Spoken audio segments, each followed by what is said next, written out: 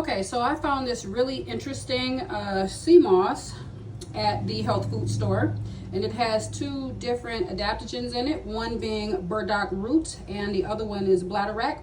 And I will be doing a video later discussing the health benefits of those. So that's that.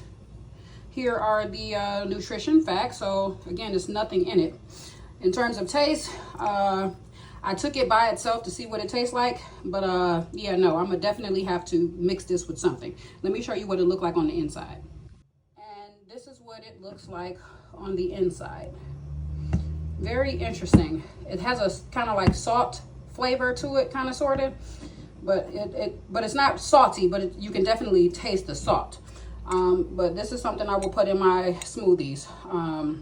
So here are some health benefits of these. So yeah, pretty cool stuff, huh?